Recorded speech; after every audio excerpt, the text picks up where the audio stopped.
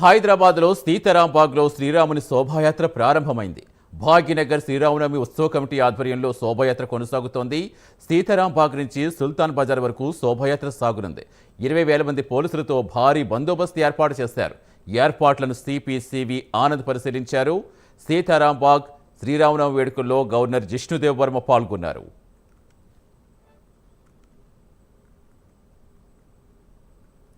శోభాయాత్రకు సంబంధించిన మరింత సమాచారం ఇచ్చేందుకు మా కరెస్పాండెంట్ నాగేంద్ర శోభాయాత్ర నుంచి లైవ్లో జాయిన్ అవుతారు. నాగేంద్ర, ప్రస్తుతం శోభాయాత్ర ఎంతవరకు చేరుకుంది, ఏర్పాట్లు ఎలా ఉన్నాయి, ఏం చెప్తున్నారు రామభక్తులు? సతీష్, పూర్తిగా ఆ శ్రీరామునికి సంబంధించినటువంటి నామస్మరణతో మారుమవుతున్నటువంటి పరిస్థితి ఉంది. ముఖ్యంగా ఆ శ్రీరామునికి సంబంధించినటువంటి వేడుకలు అయిన తర్వాత నగరంలో ఉన్నటువంటి అన్ని ప్రాంతాల నుంచి కూడా ఆ శ్రీరామునికి సంబంధించినటువంటి శోభాయాత్ర అంగరంగ వైభవంగా ప్రారంభమైంది.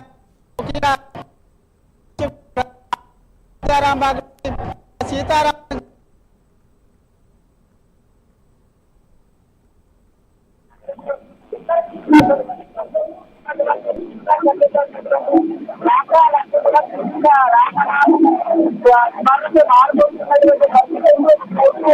నగరంలో